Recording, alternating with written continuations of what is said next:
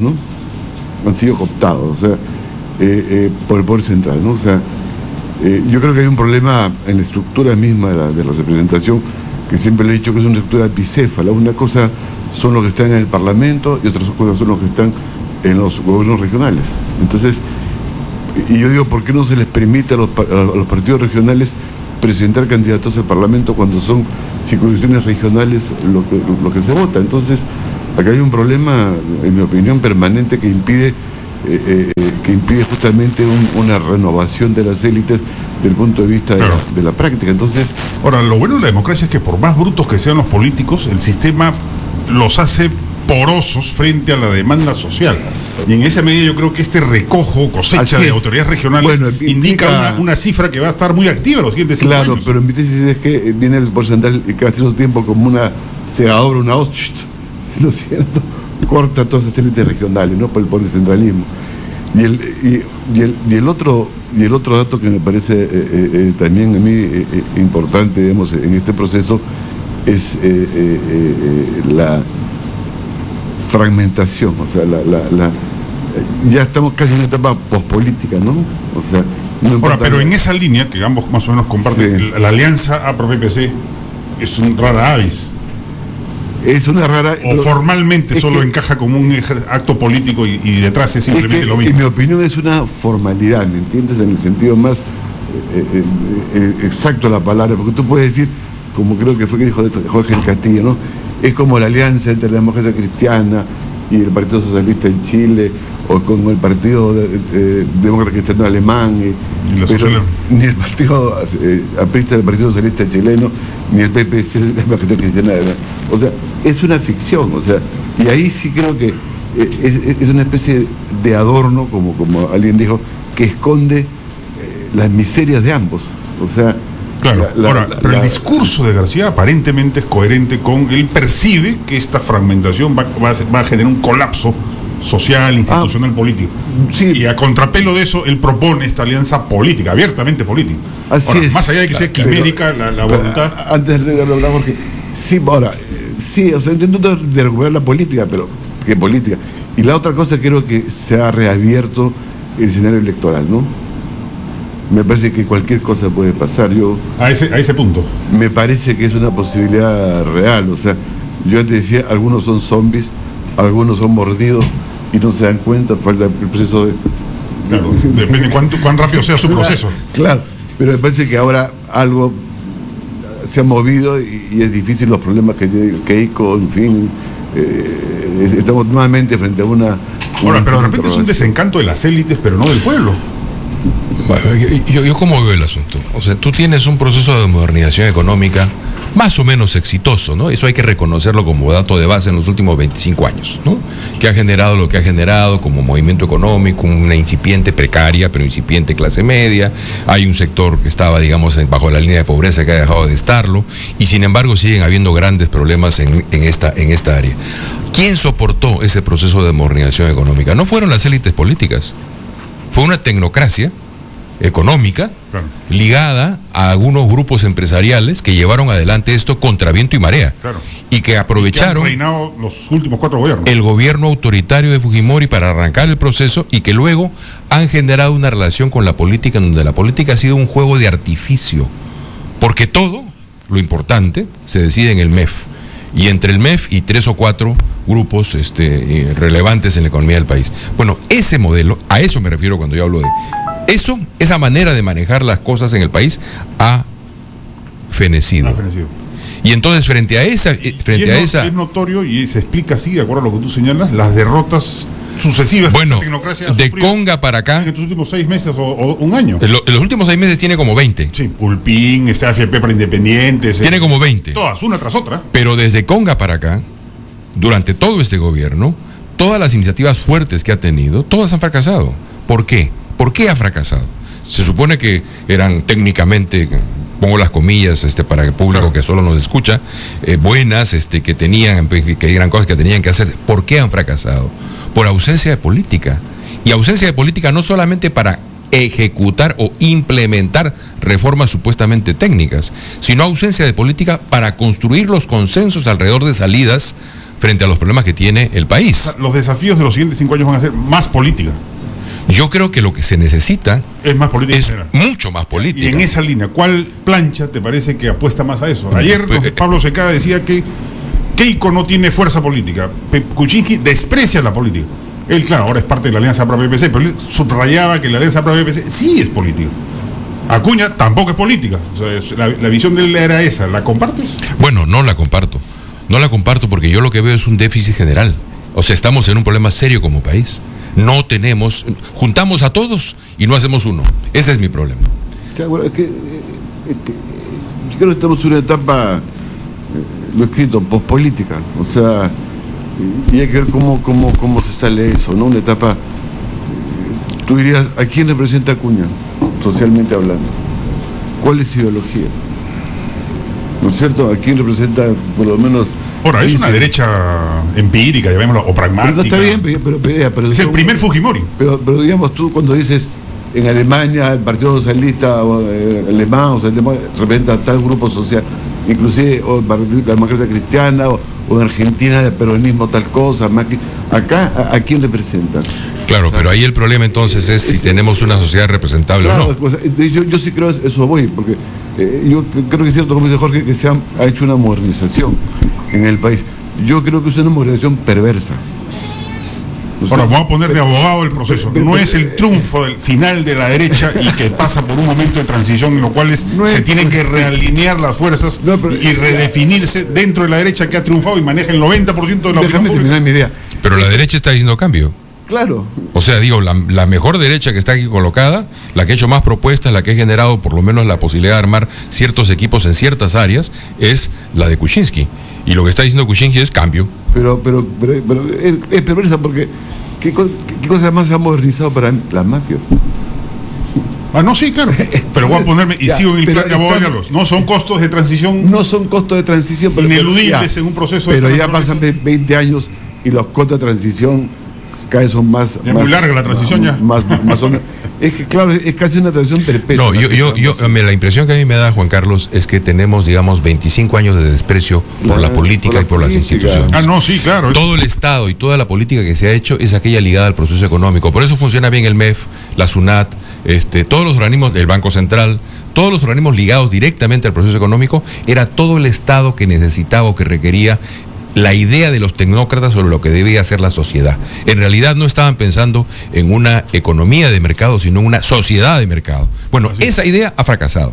Y hoy nos topamos con que nuestro sistema educativo es muy malo y genera malos ciudadanos, con que la salud no funciona y sobre todo con que tenemos un Ministerio del Interior que no puede con la delincuencia y con la crisis de seguridad, que además podría crecer. Claro. Entonces, frente a esas tareas, no frente a, digamos, lo que nos gustaría, no, frente a las tareas concretas que tenemos por delante, bueno, veamos qué ha planteado, por ejemplo, la Alianza Pro PPC, que aparece como la institucionalidad, sacar el ejército a las calles. Sí, pues. Bueno, más antipolítico. Bueno, no puede haber una cosa más antipolítica que esa, ¿no? Y Lourdes entra firmando, porque entra firmando. Entonces, ¿esa es la salida política de los políticos? ¿Está habiendo un conocimiento de verdad de lo que está pasando con la delincuencia en el país y con las redes de crimen internacional y con el desafío enorme que significa no solo para el Perú, sino global, las redes de tráfico? Yo creo que la única manera de volver a politizar sanamente la sociedad peruana es recuperando el Estado por un lado y descentralizando radicalmente. Pero o sea, establece asambleas, congresos en las regiones. Pero yo la pregunta que me hago es, perdón mi pesimismo, digamos, ¿no? Si es posible, o sea, fíjate lo que pasó en Guatemala, luego de un gran movimiento ético, anticorrupción y qué sé yo, y ganó un cómico, ¿no? Ligado más fuertemente a los grupos militares más conservadores. O fíjate lo que pasó en Italia, que ganó Beppe Grillo hace unos años, otro cómico, después de una lucha contra la corrupción. O sea, hay que valorar bien el momento en que estamos, porque efectivamente yo creo que eso es la sociedad peruana, una sociedad sin instituciones, sin esqueleto, sin columna vertebral, y creo que insisto, lo que ha motivado esta especie de desarme político es el viraje y la traición de Humala. O sea, Humala no solamente es la gota que rebasa el vaso, ¿no? Dejó que se usurpara el poder, sino que abdicó del poder político O sea, ahora escuchar a la ministra de Inclusión Social en la mañana, es una tecnócrata. O sea, aquí creen porque va bien la macroeconomía, el desprecio efectivamente del MEF a una serie de regiones, de política. Eso se ha dicho. Entonces, y además se está pagando las consecuencias de un gobierno que decidió no gobernar políticamente creyendo que bastaba el piloto automático para que las cosas vayan bien. No, y lo preocupante es que ese escenario de deterioro político se va a dar en una coyuntura en la cual 4 millones de peruanos van a regresar de la clase media a la pobreza en los siguientes 2 años. Bueno, hasta es una ficción. Uno puede discutir la clase media, pero son pues, pequeñas subidas. Por ponerle la etiqueta, pero ¿qué va a ocurrir? Claro. Alguien que tenía un celular lo va a tener que devolver, que tenía a su hijo en colegio privado lo va a tener que volver a meter en colegio público. Si tú me permites un paréntesis en otra pie de página, eso va a pasar en la policía cuando se elimine el 24/24. Sí, pues. Porque lo que ganan ellos en los días digamos, de no trabajo es 3-4 veces más de lo que le quedan con el bono. Entonces hay muchos policías que se han endeudado, han comprado casas, carros o cosas, y ahora van a recibir 400, 300 o 500 cuando ganaban 1.200 y 1.500. No, de hecho ahí hay un problema. Más bien los policías corruptos no les preocupa mucho el cambio del sistema. Es que lo que se viene, en mi opinión, es una mayor corrupción de la policía. Pero eso que nos está indicando. O sea, lo que nos está indicando es que tú requieres con mayor necesidad política y construcción institucional. Claro. Que Guatemala ha terminado en un cómico, eso no tiene nada que ver, digamos, con la necesidad de combatir la corrupción y con entrar en un proceso fuerte de combate a la corrupción. Que Italia haya terminado eventualmente en algún cómico no significa que este sistema político es mejor que el sistema político gobernado por las 4 mafias que gobernaban Italia durante toda la posguerra. Entonces, pero históricamente las grandes reformas se han hecho cuando los países están en la lona, no cuando están bien. Lamentablemente parece que las sociedades tienen que sufrir mucho para poder, digamos, colocarse los temas delante, ¿no? En ese sentido, quizás la crisis, a mí me despierta optimismo, en el sentido que venga quien venga va a tener que hacer algo, si no, el país lo va a desbordar. Bueno, lo primero que tendría que hacer es tratar de coaligar lo poco que tenemos de energía política creativa. Pero miremos de verdad. Tú dices APRA, muy bien, yo miro el APRA, es un partido al que le tengo respeto. He estudiado el pensamiento de Díaz de la Torre, me interesa, tengo afectividad con muchos apristas. Pero quita tú a Alan García, ¿y qué queda del APRA? 1 o 2 más, y se acabó, ¿no? Y sería un partido no de 5% como está ahora, sino un partido estaría peleando, digamos, en el rubro otros. Quita a Lourdes del PPC. De hecho, la crisis del PPC, ¿de quién es? Es la crisis de Lourdes, que después de que su partido invirtió en 3 campañas electorales en ella le dijo, ¿saben qué? Yo me voy a mi casa. No, claro. Es que a su vez esa es la factura tardía que estamos pagando por la década de los 90. O sea, toda una generación de políticos dejó de existir. Pero está bien, pero el APRA, en mi opinión... Exitosa. O sea, un gran pacto de derechas se necesita, ¿sí o no, Alberto? ¿Coincides conmigo? Pero el APRA es un partido, si tú lo comparas con el peronismo, que sería más o menos su equivalente, ¿no es cierto? Tú ves en el peronismo capacidad de renovación, digamos. Menem en el 90, Kirchner en el año 2000, Cristina ahora, y se renueva, son de izquierda, son de derecha, acaban de perder por 1.5 las elecciones. El APRA no tiene base social como tenía antes. O sea, no es solamente que tú le quitas a Alan y se va al otro, le quitas a Alan, lo poco que le pone a Alan en términos porcentuales, es eso, porque el APRA ya no es el partido que era hace 20 años, 30 años, o sea, ya se transformó. Entonces, por más que tú le pidas al APRA cosas, el APRA no lo va a hacer porque no tiene la energía ni la capacidad que ya tiene, por ejemplo, eso es lo que estamos diciendo. Justicialismo. Entonces, estamos en una crisis. Eso es lo que estamos diciendo. Pero no solamente en la política, Juan Carlos. Si tú analizas el mundo de la empresa, mira lo que ha pasado pues con los grandes núcleos empresariales. Han pasado de la generación de los 70s, han heredado y le han dado a los hijos del mando. Y en la mayoría de los casos han tenido que generar comités de cincuentones, de centones que les permitan realmente conducir sus conglomerados empresariales. Mira tú el mundo de la cultura. ¿Dónde está el Vargas Llosa que tiene 25 años? ¿Dónde está? Ya se vería. Lo que quiero decir es que como sociedad estamos teniendo un problema en el proceso de renovación de las élites. A lo mejor tiene que ver con nuestro sistema educativo. A lo mejor tiene que ver con 25 años, 30 años en los cuales lo público ha sido poco valorado. A diferencia de Alberto, yo no creo que sea un problema de la traición de Humala.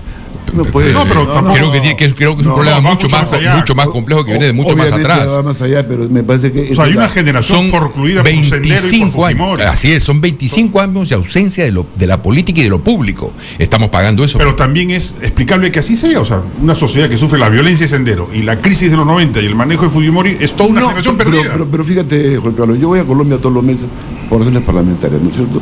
La cultura política en Colombia respecto a la violencia es infinitamente mucho más tolerante, mucho mejor que acá. Hay un día de las víctimas, sale el presidente, en fin, cuidan a los defensores de derechos humanos. Acá es una locura, hermano, es una absoluta locura.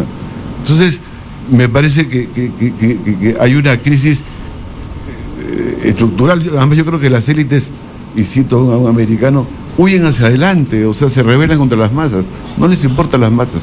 Entonces dejan lo público para los pobres, ¿no es cierto? Entonces lo público se convierte en un espacio de beneficencia, porque ellos tienen todo privado, colegios, universidades, seguros, todo, ¿no es cierto? Entonces no les importa. Entonces yo sí creo, es cierto. Para mí, lo mejor, quien mejor graficó eso fue el presidente de COFIE, Martín Pérez, en el CADE, que dijo, le preguntan, ¿qué haría usted si fuese presidente? Convoco solo empresarios, pero a mi gabinete. Claro, pues entonces... O sea, la antipolítica, pero perfecto. O sea, hablan tonterías, pero finalmente, yo digo, Humala es el que pone la fresa en la torta, ¿no es cierto? O sea, es el fin de un ciclo. pero es un accidente en la larga No, historia, es que es el fin de un ciclo. Tú estás resentido, ¿no? No, mano. Yo, como diría Paniagua... Le da más importancia de la que en verdad tiene. Yo, como diría Paniagua, no tengo memoria para los agravios, pero lo que te quiero decir Pero es sí que... para las traiciones. Un poco, pero lo que te quiero decir es que un personaje como Humala, que gana con la fuerza que gana, con las promesas que hace, sí, claro, en todo sentido, ¿ah? Claro, entonces... Hasta la derecha le hubiese ayudado mucho que Bueno, hubiera un gobierno de izquierda. pero mira la frase que dice Alberto. Un personaje como Humala que gana con la fuerza con la que gana. Bueno, para empezar descubrimos que no era un personaje. Bueno, O sea, que digamos era una ilusión, que lo que había ahí era oquedad, que era lo que es, lo que ha mostrado ser, o sea, una incomprensión de los fenómenos del Estado absoluta, y una incapacidad de voluntad incluso que ha sido arrasado pues por su esposa que tenía nos fue el tiempo. más fuerza. bueno, Jorge pero Nieto. esa es una ucronía, pero tú dices Humala con los ojos del presente, pero te quiero decir que digamos, no es que yo crea que es la única razón, pero Humala resume finalmente los 25 años de fracaso, o sea, y fracaso en mi opinión de las élites, porque ¿qué hacen? Lo cooptan, ¿no es Claro. cierto? Manejan la economía y dejan que los políticos, entre comillas, manejen la política sin poder. Ahora, esto hace que tú tengas, y aquí digo medios de comunicación, gente que opina en los medios, políticos que quieren renovar, se multiplica su responsabilidad. Tenemos una responsabilidad mayor de cara a las generaciones nuevas, Pero fíjate, y hay que producir ese esfuerzo de los renovación. Ahora sí, medios- tengo que cortar. Más Muy bien. importancia... Jorge Gracias, Nieto, muy Alberto amable. Dresden, muchas gracias. No hay de qué. Regresamos en una pausa, luego de una pausa.